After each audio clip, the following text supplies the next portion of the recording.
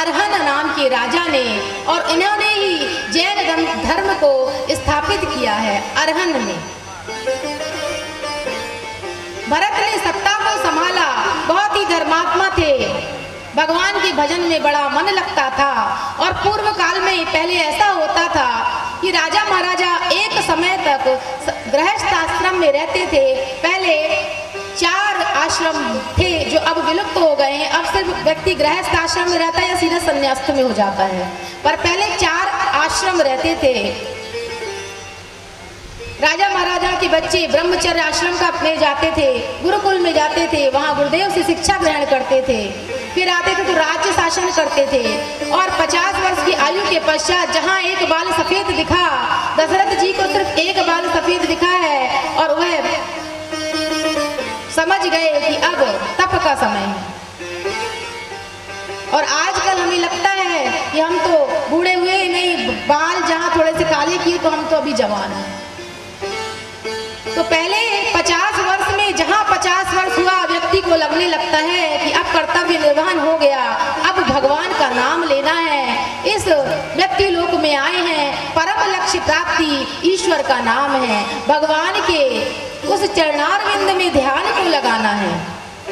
इस भौरे को, इस मनरूपी भौरे को भगवान के मकरंद रूपी चरणारविंद में लगाना है। भरत के 5 पुत्र बताए हैं, और जब भरत जी को लगा कि गृहस्थ आश्रम पूर्ण हो गया, पुत्र हो गए, तो भरत जी ने कहा कि अब वन की ओर चलें, तप करें। तो देखिए, ऐसा नहीं है कि हम गृहस्थ में रहकर वैराग्य नहीं प्राप्त कर सकते। कई लोग वन में जाकर भी उनकी इंद्रियां शांत नहीं होती। गृहस्थ आश्रम को ही श्रेष्ठ आश्रम बताया गया है। गृहस्थ आश्रम से ही अन्य तीनों आश्रमों की उत्पत्ति हुई है। हम घर में गृहस्थ में रहकर भी सभी कर्तव्यों का निर्वहन करते हुए आचार विचार, पवित्रता, ध्यान, सोच, तप, साधना और उसके साथ साथ मनोरंजन भी। गृहस्थ आश्रम में किसी को छोड़ना नहीं पड़ता कि संन्यास ले लिया, पति को छोड़ दिया, पत्नी ने पति को छोड़ दिया, पति ने पत्नी को छोड़ दिया, ऐसा नहीं है भैया। वहां तो मनोरंजन के साथ आप अपनी इंद्रियों को ध्यानस्थ करके भगवान का भजन कर सकते हैं। भरत जी को लगा कि अब वैराग्य धारण करना चाहिए, वन में गए हैं और कुलय आश्रम में गए हैं। भरत जी पर्णकुटी बनाकर रहने लगे। गंडकी नदी के पास एक वृक्ष के नीचे आसन लगाया, ध्यानस्थ हुए हैं।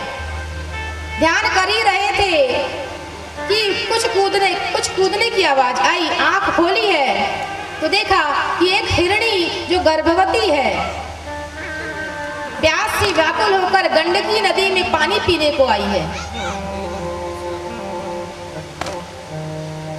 और पानी पी ही रही थी कि उसे सिंह की गर्जना सुनाई दी। घबरा गई, घबराहट के कारण उस नदी में ही वह हिरनी कूद गई,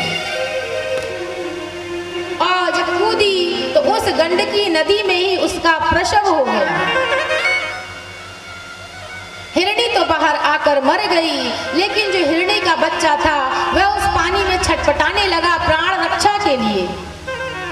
महाराज भरत ने जब यह देखा तो कहा कि इन प्राण रक्षा करना इस हिरण के बच्चे की मेरा धर्म है। दौड़ लगाए हैं, उस भरत जी ने उस हिरण को उठा लिया है गोद में, प्यार से सहराने लगे हैं। दया आ गई उस छोटे से बच्चे पर कि इसकी माँ संसार से चली गई, इस वन में यह सुरक्षित नहीं है, उसे अपने आश्रम में ले आए हैं। पहले दिन रात भजन करते थे, अब सारा मन उसी हिरण में के बच्चे में लगा रहता। उसे खिलाते पिलाते नहलाते धुलाते भजन में कम समय देने लगे, और धीरे धीरे धीरे धीरे उस हिरण के बच्चे में ही आसक्ति हो गई। कहते हैं मोह सकल व्याधिन कर मूला, मोह सकल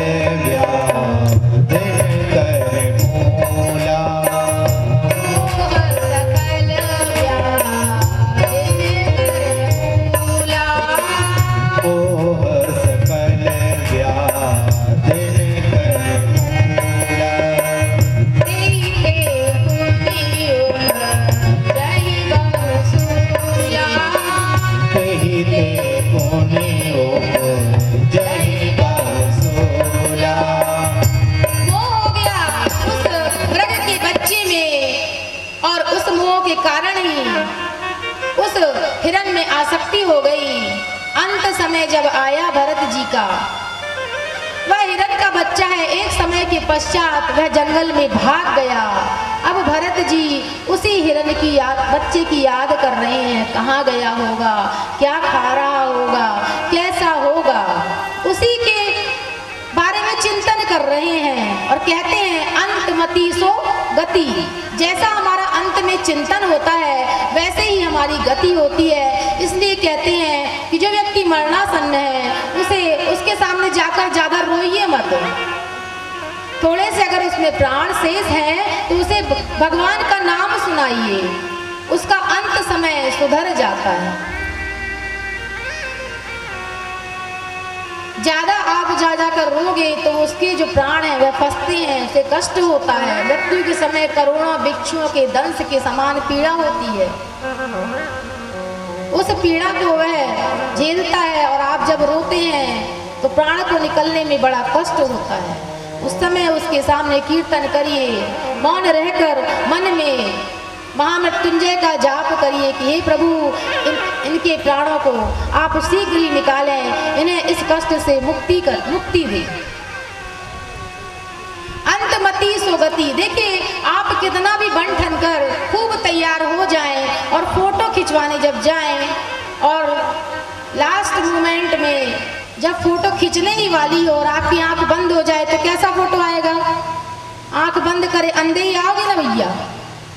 तो इसलिए अंतमति सो गति, हमारा ध्यान, हम इतना प्रयास करें राम राम राम राम कृष्ण कृष्ण कृष्ण कृष्ण, इतना अजपा हो जाए कि जब हम चुप भी रहें तो सांसों की माला में सिमरू में हरि का नाम, सांसों की माला में सिमरू में हरि का नाम, सांसों की माला में सिमरू में हरि का नाम। अपने मन की में जानो और पी के मन की राम, अपने की माला में सिमरू में हरि का नाम, हरि का नाम, हरि का नाम। हिरण के बच्चे में मोह हुआ और उस मोह के कारण जब अगला जन्म लिया है तो मृग ही बने हैं, मृग की योनि ही पाई है। लेकिन भजन का प्रभाव था, इस कारण पूर्व जन्म याद रहा, हरि भजन याद रहा। मृग की योनि में भी भगवान का ध्यान करते हैं, भगवान का जप करते हैं। उस पुण्य प्रताप से तीसरा जन्म एक ब्राह्मण के यहाँ, अंगिरा गोत्री ब्राह्मण के यहाँ जन्म हुआ है। भरत जी का नाम तो भरत ही रखा गया, लेकिन उसके आगे लगा दिया जड़। जड़ का अर्थ होता है मूर्ख, क्योंकि वह इस तरह का करते ही थे कि हमको सब मूर्ख ही समझें। क्योंकि जड़ भरत कहते हैं अगर ज्यादा विद्वान बना तो माता पिता हैं, भाइयों का विवाह कर ही दिए हैं, मुझे भी विद्वान बताकर मेरे को भी परिवार के चक्कर में फंसा देंगे। एक बार चक्कर में फंस गया, अब नहीं फंसूंगा। एक बार मृग के चक्कर में फंसा तो आज तक मुझे मिल रहे हैं उस चक्कर में फंसने के, इसलिए अब मैं किसी मोह में, किसी भी आसक्ति में नहीं पड़ूंगा। तो जड़ भरत अपने आप को ऐसा दिखाते हैं कि वह मूर्ख है। माता पिता कहते हैं कि बेटा खेत में जाओ, मेड़ को चौड़ी करके आ जाओ, जानबूझकर वहां पे गड्ढा करके आ जाते हैं। माता पिता कहते हैं विद्यालय जाओ, किसी वृक्ष के नीचे बैठकर भगवान का ध्यान करते हैं। रास्ते में मार्ग में कोई युवक देखता है, घर आकर बताता है बच्चे को विद्यालय में भेजा है आपने, मार्ग में बैठकर सो रहा है। पिताजी आकर डांटते हैं कि तुमको सोने के लिए रात किस लिए होती है, विद्यालय में जाने में कष्ट होता है क्या? विद्यालय भी जैसे तैसे पहुंचाते हैं तो वहां भी कोने में ध्यान लग जाता है इनका। ऐसे अभी तो ध्यान करते हैं, लोगों को लगता है सोते हैं।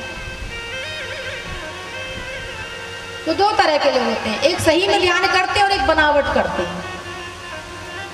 एक बार एक श्रीमान जी गए कथा में, और कथा में निद्रा आना स्वाभाविक है, इसलिए बीच बीच में हम कीर्तन भी कराते हैं कि भैया जागिए। क्योंकि निद्रा वहीं आती है जहाँ कीर्तन होता है, जहाँ भगवान का नाम होता है। कुंभकर्ण की पत्नी बताई गई है निद्रा।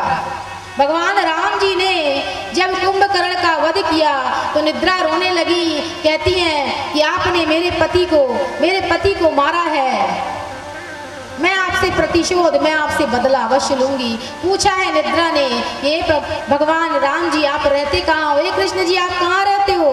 भगवान कहते हैं जहाँ पर मेरी कथा का श्रवण कराया जाता है, जहाँ पर मेरा भजन होता है, जहाँ मेरा कीर्तन होता है, वहाँ पर मैं रहता हूँ, सत्संग में मैं रहता हूँ। बोले बस पता चल गया।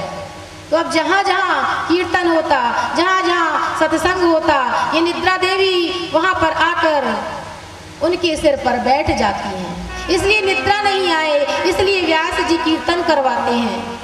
क्योंकि जैसे ये बोलते हैं, जब ध्यान करवाते हैं, कीर्तन करवाते हैं, तो आपकी निद्रा देवी भाग जाती हैं। भगवान के नाम के निकट नहीं आती निद्रा देवी, दैत्य कुल की हैं वो।